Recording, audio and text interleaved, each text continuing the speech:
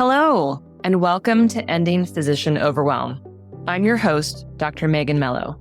I'm a family and obesity medicine physician, as well as a certified life coach for physicians. In this podcast, we talk about how the learned habits of people-pleasing, perfectionism, and a lack of boundaries show up in our lives and how they contribute to burnout, exhaustion, and overwhelm. The healthcare system is broken, my friends, but let's not wait for it to be fixed in order to feel better.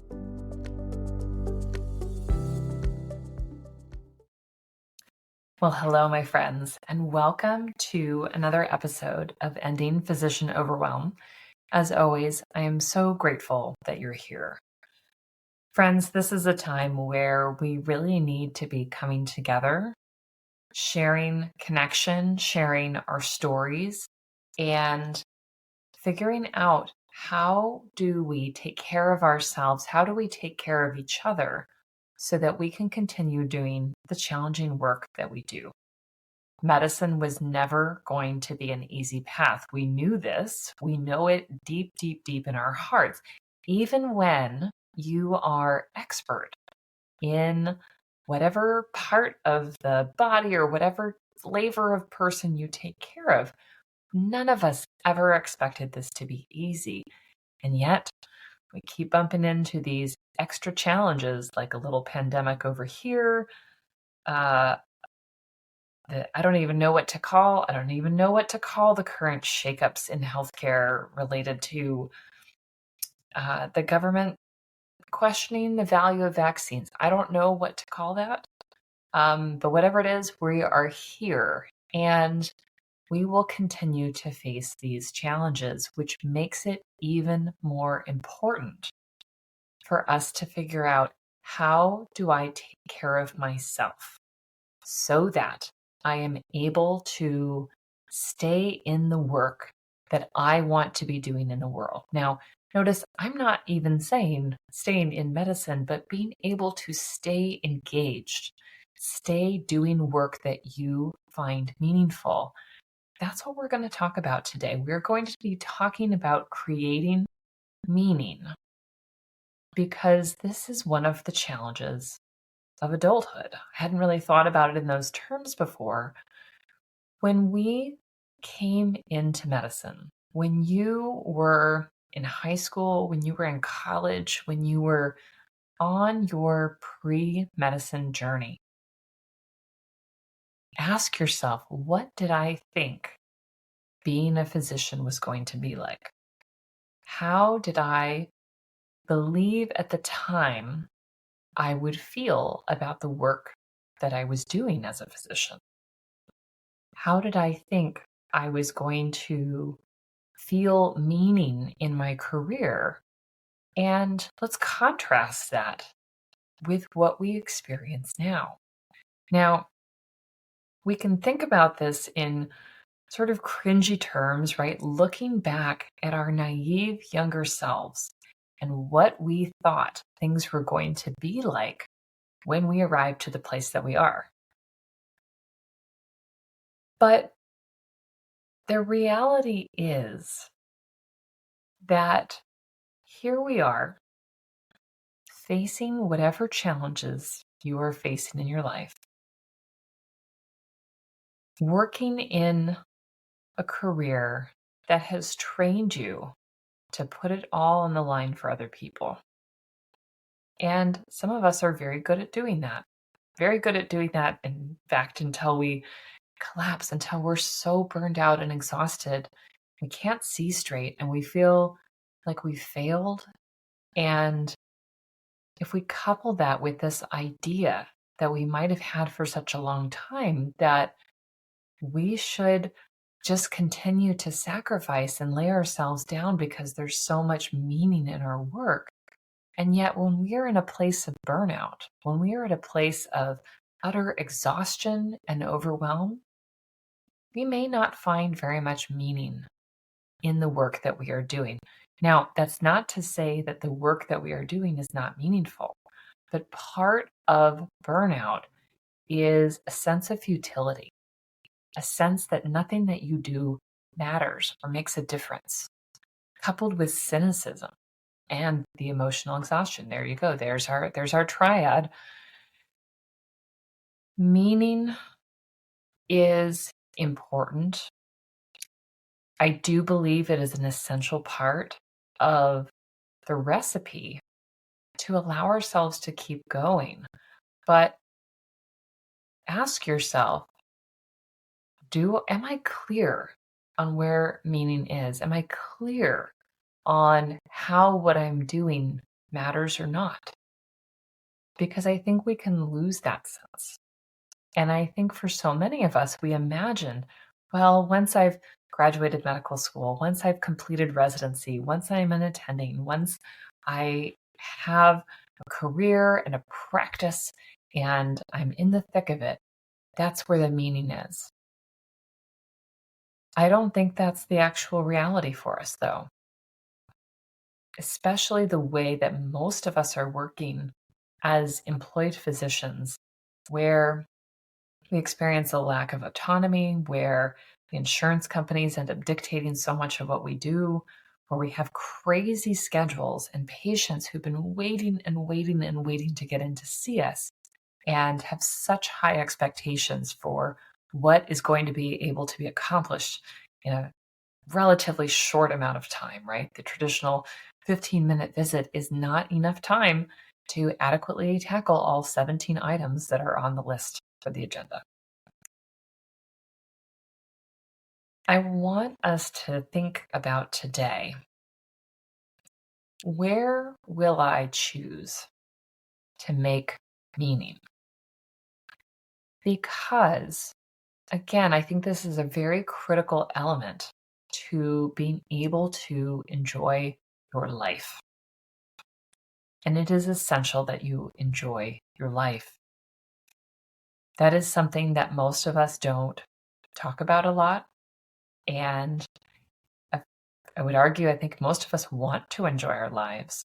And we imagine that once we had arrived, right? Once we had gotten to those attending physicians, or, if you are married, if you have children, if you have a dog, if you had accomplished some specific achievement, you imagine, well, I'll just find meaning in that. And we have to do a little bit more digging than that. So let's think about the arena of work and focus on that first. Not in any particular order, but we're just going to dive into work. Where do you currently find meaning in the work that you're doing? And I'm not being facetious there. You chose to come into medicine, and probably without a lot of knowledge of what that would be like. You chose a specialty. You chose a place to work. And I'm going to presume that if we were able to set down the burnout, if we were able to set down the cynicism and the futility and perhaps the rage or exhaustion, whatever those feelings are, if we could set those down for a minute and focus on, what do I really enjoy? What fills my cup about the specific work that I'm doing, right? Is it that, the moment that baby's head is crowning, I find incredible meaning in being able to bring this human, onto the land, as it were, right? From being a swimmer to being a land animal. I find incredible meaning in being there for families in that moment. Is it that you feel like you are the eyes that are keeping watch for dangers in someone's body? Maybe you're a mammogram radiologist, right? And you like to be able to really find what needs to be found and to have a discerning eye that doesn't overcall, and to be able to help women to figure out, do they have a cancer or do they not have a cancer, right? Maybe you find incredible meaning in that. What is it about your current role that you find meaning? Again, we may have to really sit with ourselves and be able to let down the burnout, the cynicism, right? What is that for you? When we can appreciate there's something here. There's something here that I do find meaningful still. We can really start to lean into that. So let's go to that moment, right? Where we're doing something that is meaningful. What is it that you feel in those moments? Do you feel joy? Do you feel accomplished? Do you feel connected to the other human? What are those things? Do you feel satisfied in some way? Right? What immediately comes to my mind is Dr. Pimple Popper, right? And squeezing the goo, right? Oh, my brain. Squeezing the goo out of the spots, right? And there's a satisfaction there, right, of being able to solve that problem. How is it that you feel? Name some of those emotions that come up for you when you are in those moments where there is meaning. As someone who spends a lot of time talking to people about healthy weight and metabolism and how do we make positive changes that improve our health, I find incredible meaning in being able to sit with someone and hear their struggles and maybe talk about things that they've never talked about before in order to be able to figure out how do we solve this problem together. I feel an incredible sense of connection and satisfaction in knowing that I know how to help people with the particular struggles that they face. For me, that is something that I can feel in my body. It's very satisfying. It helps me to feel like I am on the forefront of the changes in medicine that I want to see, right? Where we are more truly preventative, where we are truly forward focused. So, what is it? What is it in your current role that you find very satisfying? Again, it may be a particular disease state or a particular way that you connect with other humans. It may be a procedure that you do. There has to be something there that drew you in here. And what is it that you actually feel in those moments? Being able to identify these things is incredibly powerful because we can amplify those experiences in a number of ways. We can choose to notice those meaningful moments and let them fill our emotional batteries somewhat. We can choose to amplify them by trying to increase them, trying to give ourselves more opportunities to have more of that. Now, this is big picture thinking, and you may not be able to create more opportunities for whatever it is all at once, right? But if you identify, I really, really, really enjoy being able to deliver babies. I really, really enjoy being able to, treat someone's mental health. Whatever those things are, there is a need for you to do more of that. Because when we do more of what lights us up, what fills us up, we are able to do better and feel better. And it all compounds for a better experience. When people are doing work that they love and they're getting enough volume to really fill their cup, they're going to be happier and more engaged. And they're going to be able to figure out how to navigate boundaries, how to not get stuck in the BS, right? Any of the things that we do is going to require us to do some things that we don't want to do, right? Anytime we see a patient, we write a note. Doesn't matter what we're doing with or to the patient, we will write a note, right? None of us gets out of bed in the morning to write our notes. None of us. Even if you are a writer, you don't get out of bed in the morning to go and write patient visit notes. You don't, or discharge summaries or whatever that looks like. But it will bother you less when you are able to do more of what you love and because you want to really focus on the things that you do enjoy, you'll probably be smarter at being able to figure out, how do I make these other parts faster, more effective, more efficient, so that I can do more of what I love. So that's thinking about work. But my friends, we are not just workers. I don't know one of us who doesn't feel there's at least some emotional wrap up in our identity as people, as being physicians or nurses or whatever it is that you do. But it is so important that we spend time being just our human selves. Just our human selves. And I don't say just there to minimize our human selves, but I say just to identify that there are moments when we are not our professions, where we have put the doctor title aside, where we are just being human beings in the world. What brings you meaning?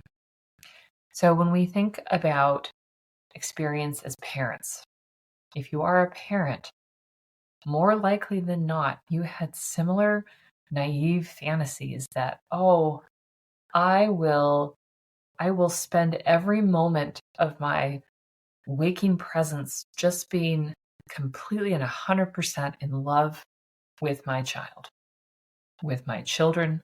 They are perfect. They can do no wrong. And I will just love them every second of every day. I think if you have been a parent, and I'm going to include fur parents in here, right? If you have a dog or a cat, there are moments when you do not feel fulfilled in your role. Now, you may find incredible meaning and satisfaction in being a parent, but there are plenty of parts to it that are not very satisfying, that are a lot of work, that are frustrating, right? Just like there are in our work. Similarly, you might be a homeowner. You might be so happy to be able to own a home, and there's going to be stuff that you have to do that is not very enjoyable. That is the reality. But when we can do that process, again, of identifying, where do I find meaning? And what do I feel in those moments? And how can I choose to get more of it? We will amplify our positive experiences, and those things will help us to feel better. So often, when we're talking about burnout and talking about how to feel better, we are talking about ways to reduce the pain, to reduce the harm, reduce the injury, right? Our body's natural tendency in response to stress and burnout is to contract and get smaller, right? And try and protect and armor up. There is a natural role for some of that, and some of the work that we do is really to neutralize or remove things that are causing pain and stress. But we also need to do some work of figuring out, what is it that I love? What is it that I enjoy doing? What amplifies? What fills my cup? Right? Because we need both to reduce the things that are causing chronic frustration and resentment and overwhelm, but also to figure out how to really feel joy, how to feel fulfilled, how to find meaning, right? And that is this process. So let's take the homeowner analogy a little bit deeper, right? If you own a home, what is it about owning a home that brings you meaning? Is it because no one in your family ever owned property and you're proud of your accomplishments? Is it that you love having a place where people can gather, the people that you love and want to spend time with can gather, and you can contribute to their lives in positive ways and find community? What is it that you love? Is it that you love having a safe and beautiful place for your family to rest and spend time together? Sounds a little bit silly. I don't think a lot of us spend a lot of time in finding the meaning, finding the joy in having a home. But what if we did? What if we just took a moment to feel grateful for the things that we have? We've lived in this house for nearly 10 years, and I'm going to tell you, we we toured this house not thinking that it was anywhere in our league, but we were just out looking at houses to buy. And we walked into this house, we're looking around, and I walked into the primary uh, bedroom's attached bathroom, and there was the most beautiful tub there. And I looked at this tub and I fell in love with this house. We didn't think we'd be able to get it. We did actually get it and paid a ridiculous amount of money because I live in an expensive city. But the ability to have this wonderful home in a wonderful part of town where we can walk, where we have community and neighbors, and it's close to things that we find important. And inside, there is enough space for us to rest and relax and spend time together, right? Those are things that I find meaningful about this house. Now, there's all the other stuff, right? There's things like we had to get roof urgently repaired middle of the night. We had to replace siding. There were all these things that we had to do. Homeowners, you know what I'm talking about. Even if you rent, right? There are things that have to be done. There's maintenance. There's repairs.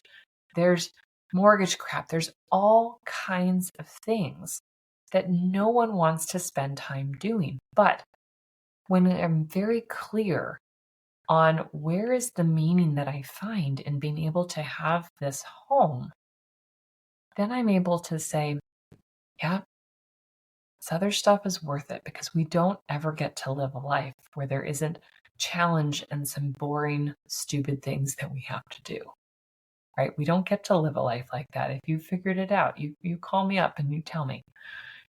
Similarly, I have a wonderful friend who has built her career as a physician traveling. And she is able to do telehealth work. She's able to travel all across the world doing work that she finds meaningful, and she finds great meaning in the travel. So for her life, the ability to be able to work and to be able to fund a life that gives her such joy, that is her meaning. It's so critical that each of us start to gain some clarity. Where do I find meaning? Where do I find meaning at work? Where do I find meaning at home? So that we are able to enjoy this life more. Again, I know this sounds not woo exactly, but it's a little, I don't know, it's a little Pollyanna-ish. And yet, who amongst us doesn't want to find more joy and meaning in the things that we have so that we can actually enjoy them when they happen and seek more of it out? Most of us imagined that we would automatically feel great joy and happiness having accomplished the things that we've accomplished. And we do feel that for a bit of time, right? But then it settles. Then we're used to it. It's the new norm. And so when we pause and we can be in this time and space in our lives, and get clear on where the meaning is, we will be able to choose to notice it more. We will choose to seek it out.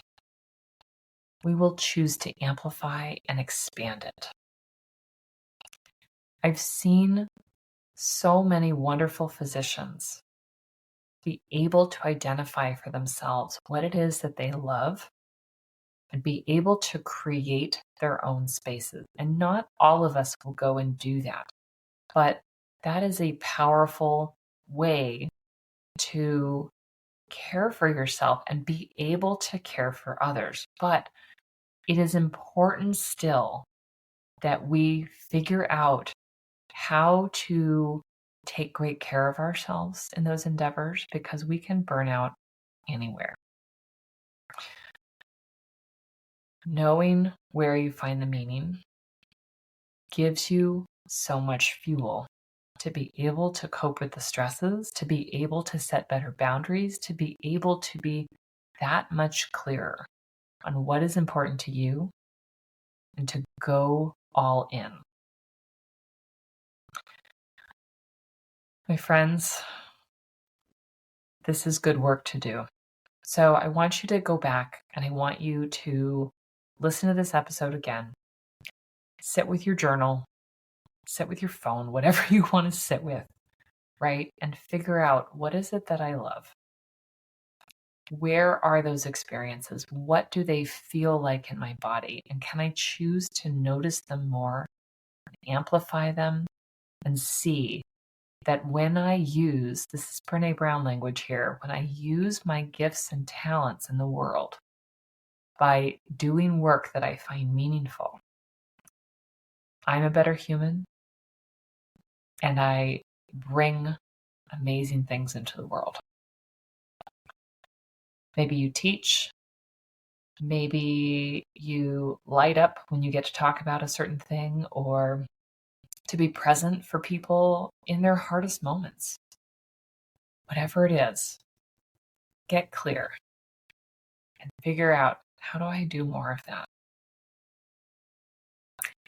My friends, this is what I have for you today. Please sit down and do this work. I can't emphasize how much of a difference it makes. And it helps you through the hard times. And I think we're going to face harder times. I'm here with you. Let's do this together. But let's be very clear that it will require excellent self-care. Until next week. Bye.